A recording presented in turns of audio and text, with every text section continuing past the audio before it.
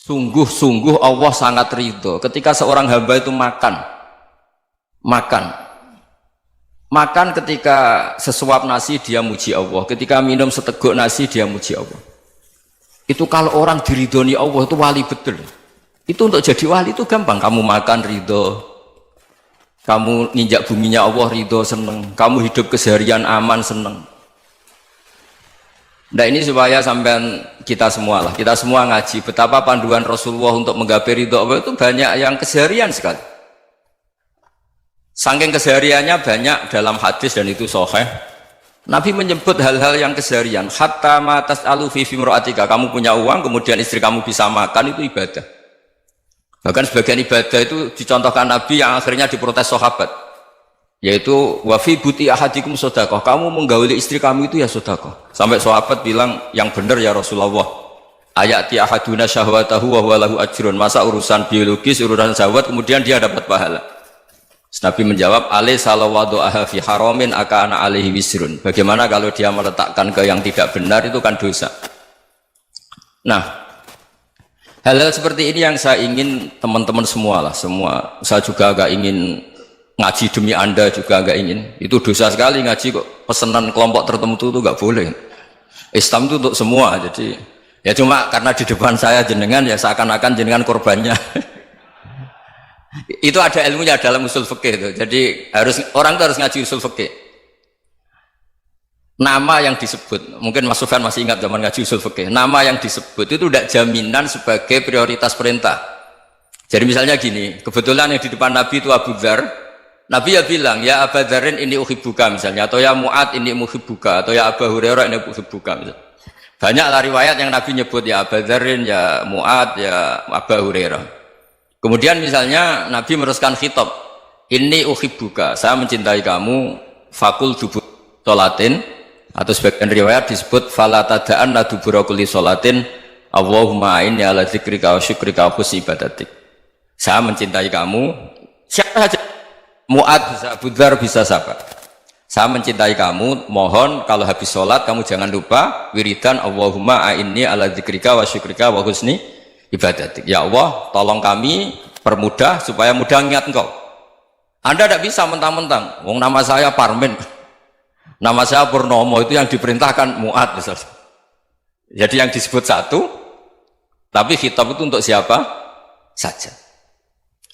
Saya teruskan ya. Jadi saya mohon semua kita melakukan kebaikan itu, kalau dalam kaidah fikih disebut al yakin la yuzalu bisyak. Banyak kebaikan yang kebenarannya itu 100%, tidak punya efek samping ke pihak lain, ke kelompok lain, ke komunitas lain. Itu tadi misalnya Anda makan dan itu murah sekali, hanya butuh satu piring, setiap punyaan kamu muji Allah, setiap minum kamu muji Allah. Itu redaksinya Rasulullah SAW disebut Allah sangat ridho ketika seorang hamba makan kemudian dia memuji Allah, atau minum kemudian dia muji Allah. Logikanya gampang, negara seperti ini yang kamu harapkan bentuknya kayak apa, mertua, ipar, komunitas, tetangga, itu nyata terjadi itu kan belum pasti. Sementara yang mesti terjadi adalah kamu butuh makan, kalau tidak mati. Butuh minum, kalau tidak mati. Butuh bumi yang nyaman ditempati, kalau tidak kita juga mati. Sebab itu Allah kalau menyebut nikmatnya itu hal-hal yang keseharian. Alladzi at'amahum min ju'. Allah itu siapa? Allah itu yang menciptakan kamu bisa makan. Tidak berlebihan. Allah itu yang menciptakan kondisi sosial itu ideal. Zaman Nabi itu ya ada orang munafik. Orang-orang pilihan Allah itu juga diuji orang sekelilingnya yang macam-macam. Semua diuji sesuai konteks zaman dan waktu.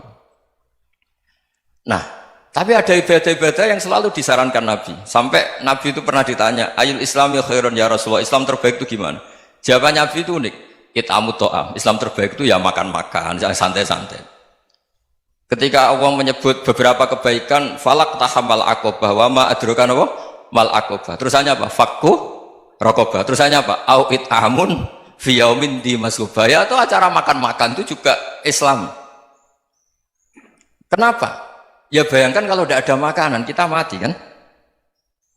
Kondisi sosial tidak ideal itu Anda masih gak apa-apa, tapi kalau Anda tidak makan, Anda tidak minum, Kamu punya istri cerewet masih bisa hidup, punya mertua cerewet masih bisa hidup. Tapi kalau tidak makan bisa mati. Berarti penting mana istri sama makan? Penting mana? Makan. Semoga istri Anda dengar, nanti kamu disuruh makan tapi pulang deh. Itu kalau dibahasakan makan masih memahami. Penting mana nasi satu piring dengan istri. Nggak ada nasi mati, nggak ada istri belum mati. Penting mana? Gak berani jawab kan? Nah, ternyata Anda ada garang kan di depan istri. Jadi saya mohonlah, mungkin Mas Sufyan Sauri tadi yang bisa bantulah teman-teman tuh ngaji yang keseharian saja.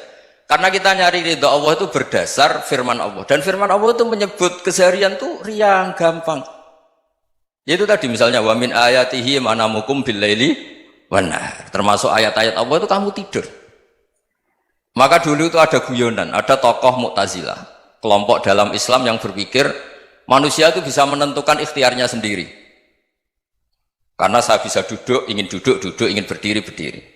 Karena kelompok ini nggak terima kalau semua kehendak Allah, nanti bagaimana kalau semua kehendak Allah kok ada hisab ya, ada sanksi. Lucunya itu dia akhirnya, ini cerita ya, mencintai seorang perempuan cantik sekali. Dan itu dia menjadi ahli sunnah itu oleh hal-hal yang sepele.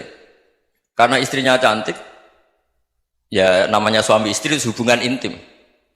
Terus ditanya, Mas masih ingin lagi? Masih. Silahkan diulang lagi. Wah ya tidak bisa. Katanya manusia bisa menentukan yang diinginkan. Itu tobat itu. Itu nggak bisa ditobatkan Mas Sufyan Ats-Tsauri. Orang cantik yang mudah nobatkan orang itu orang cantik. Segampang itu. Akhirnya kita tahu, makanya kalau dalam kitab Hikam itu disebut al-aqil mayyakul madza yaf'alu wa hubi wal ghafil mayyakul madza af'al. Orang yang punya akal karena sadar ini wilayah Allah, semua milik Tuhan. Itu dia tiap hari berpikir, besok Allah akan melakukan apa terhadap dunia ini. Kamu merencanakan suatu mau plesir, ternyata gempa. Mau wisata ke Rusia, ternyata perang. Kamu tidak pernah tahu apa yang akan terjadi besok. Wa ma tadri nafsum madza taksibu ghadan. Tapi anda semua kita ini sering punya jadwal permanen. Makanya saya kalau diundang siapa saja, sanad takdir. Yang jelas Gus ini acara penting. Ya masih acara penting nak pangeran ngersakno piye? Kok ape dadi pangeran? Kamu kok mau jadi Tuhan? Itu kadang ya kiai. Penting Gus acara ini jenengan harus memastikan bisa. Loh kamu itu yang ngajarin tauhid, sesuatu itu biadillah kok bilang-bilang apa pasti. Kalau saya terus tak tobatkan loh kamu kata saya itu. Ya kalau gitu Gus bilang insya Allah. Wah itu hati saya, fisik saya, roh saya sudah bilang insya Allah. Tidak usah kamu latih kata saya. Nah hal-hal tauhid keseharian itu gampang sebetulnya. Wal ghafil yaqulu madza af'al. Tapi orang yang lupa Allah dia setiap hari bilang besok apa? Kita bisa melakukan apa? Seakan-akan dia itu aktor, dia penting, dia subjek permanen, dia. Padahal kita ini hanya objek kehendak Allah Subhanahu wa taala. Karena kita yakin sesuatu yang terjadi di alam raya ini kita tidak bisa apa-apa. Makanya saya sering ngaji, sering bilang saya. Ketika Anda mensifati Allah, Dia yang menghidupkan. Sudah itu tanamkan sehingga ketika kita mati santai saja. Kenapa santai? Allah punya cara menghidupkan kita. Zaman kita hidup juga gak tahu caranya ngelola jantung, ngelola paru-paru. Kamu juga gak tahu ngelola oksigen yang tidak beracun, tidak ngandung polusi. Tahu-tahu hidup. Gak ingin tua ya tahu-tahu tua, gak ingin mati tahu-tahu mati. Selama ini kita hidup juga gak tahu apa sebetulnya. Hanya gaya tok, punya jadwal, punya planning. Kalau kamu bisa menentukan pilihan Anda, pasti Anda istrinya cantik, 4 neriman semua, kona'ah semua. Nyatanya enggak kan? Ada 1 jelek, cerewet. Oh itu kan, nyatanya enggak bisa apa-apa Anda kan? Dan kamu bawa mati lagi. Itu kan, istri Anda juga gitu, punya keinginan, punya suami yang ganteng, yang jabat, yang neriman, yang enggak poligami. Ya enggak kesampaian juga. Kalau kita ngitung tingkat kegagalan kita itu gagal terus. Ya kan? Nah, terus ingat Allah, madza yaf'alu wa bi. Orang yang punya akal selalu berpikir Allah itu menghendaki apa terhadap saya. Loh sama-sama orang melihat orang yang serius. Itu kata Anda itu pemikir berat, serius. Senang punya tokoh yang merengut karena kamu anggap serius. Tapi sebagian orang anggap orang yang serius itu wong merengut, wong masam, wong muka kok ditekuk. Jadi sama Itu hati, ya muqallibal qulub tsabbit qalbi ala dini. Karena kita nggak tahu cara berpikir kita tentang orang lain, tentang sekeliling kita. Misalnya kita orang baik yang jenis ngrumat fakir miskin. Ada orang bangun masjid mewah itu janggal. Apa artinya masjid mewah kalau banyak orang kelaparan? Tapi kalau yang jenis pendidikan, apa artinya masjid mewah kalau tidak bisa ngaji? Nanti yang jenis infrastruktur, apa artinya ini kalau semuanya punya sudut pandang yang berbeda-beda. Dan Islam mengapresiasi semua kebaikan. Tapi katakan semua kebaikan itu adalah kehendak Allah Subhanahu wa taala. Karena apapun baik Anda itu pakai fasilitas yang diberikan oleh Allah Subhanahu wa taala. Sehingga ini yang disebut qulillah tsumma darhum fi khawdihim yal'abun. Ya kembali tadi ke tema-tema bahwa keseharian Anda ini sudah Islami. Saat Anda tidak bisa melakukan apa saja. Saya sering ada jenazah, biasanya kalau tetangga meninggal saya sering disuruh ngelepas. Saya bilang orang ini baik karena sering ngelamun di rumah, sering nganggur di rumah. Ditanya sama anaknya, kenapa Gus nganggur baik? Ya kalau dia nganggur artinya juga agak berbuat sesuatu yang maksiat kan? Ya kan? Orang nganggur di rumahnya ya tidak bunuh orang, tidak maling, tidak korupsi, ya namanya nganggur di rumah. Lah cuma istri cara pandang nganggur gak menghasilkan uang itu. Tapi juga gak menghasilkan kriminal kan?